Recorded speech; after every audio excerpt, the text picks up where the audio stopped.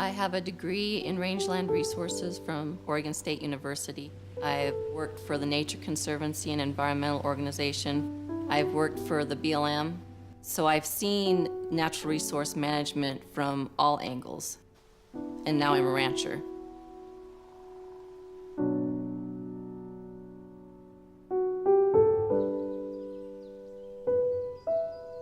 We're not managing our natural resources anymore. It's being dictated by courtrooms, bureaucrats in Washington, environmental groups who use the Equal Access to Justice Act to sue every time something good is trying to be done on the land.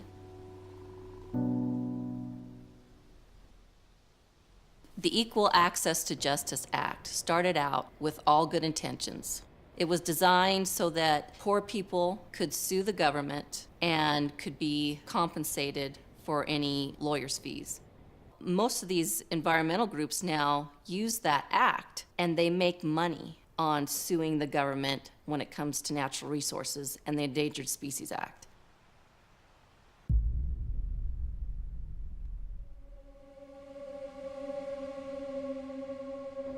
All they have to do is win on one particular point in a case, and usually they win on procedure. If the BLM doesn't dot their I's and cross their T's right, they'll take them to court and they'll win. And so a lot of times the BLM's hands are tied. So what they do is they don't do anything for fear of litigation. I was the director of BLM, the Bureau of Land Management, from 1997 through 1999. I was sued every day by some environmental group for some policy that was being implemented under the BLM authority. The environmental groups do have lawyers who are looking for legal precedent, not good agricultural or ranching practices. But on the other hand, I can take you to many, many sections of the West where grazing has destroyed high desert sagebrush ecosystems because the cattle are just left, they're not moved. Get it out of your mind that this is good guys versus bad guys. Ranchers are good people. The problem is they got used to a certain way that things were set up, where the BLM served them. There were very few competing uses. All of a sudden, another 50 million people showed up and said, but that's our land too, and we want a piece of the action. You can understand their frustration. They don't like the BLM because it's enforcing a law that they don't agree with. So if there's a problem with, say, an endangered species, the BLM can't say, well, who cares about that turtle or that bird? We'll just kill it and increase grazing. They can't do that. They would immediately be sued. Again, like the Equal Access to Justice Act, the Endangered Species Act, it was wonderful. It was a wonderful law. Nobody wants to see species just wiped off the face of the earth. But it has been hijacked. A good example of this is the spotted owl. They sued to get the spotted owl listed. Look what it's done to the logging industry. And they're using it right now with the sage-grouse. The BLM has come up with this resource management plan that affects all Western states, and it is atrocious. This sage-grouse RMP, Resource Management Plan amendment, if it doesn't get stopped, will be the end or near end of ranching in Harney County.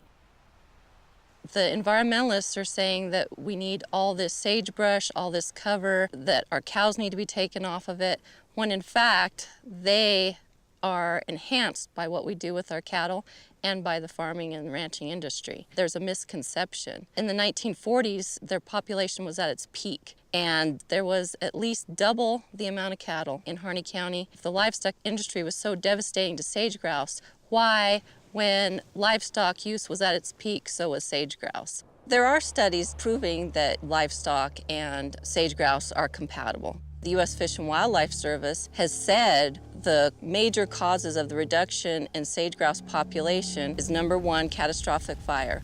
Number 2, invasive weed species. The number 3 cause, the encroachment of junipers, which is a tree that has taken over Oregon and other parts of the West. And when you remove cattle, you increase all 3 of those things that are causing the decline in the sage-grouse. Sage-grouse only use sagebrush for part of the year. Then they have to eat, they have to rear their young. And they do that behind our cows with new shoots of grass, the succulent stuff that our cows graze off and it comes back up. Or in the alfalfa fields because it has such high protein. That just goes to show you that these environmental groups are not interested in these species. They're interested in getting people off the land, getting the loggers off the land, the miners off the land, the cattle ranchers off the land. A lot of it has to do with control. They want it to be what they think is pristine. People forget that we are producing food to feed you, and the food consumers need to stand behind us. I don't want to know what this nation would look like if these regulations keep going and you keep squeezing these family farms and ranches out of existence. Already, we found out about at least 2 people that we know of who have had their cattle numbers reduced because of the sage-grouse RMPA. So the reality of it is, next year, we might not be in business, we might not be here.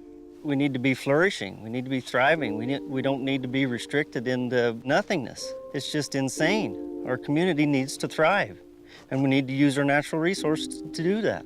America's not gonna be able to sustain itself if we keep going down this road.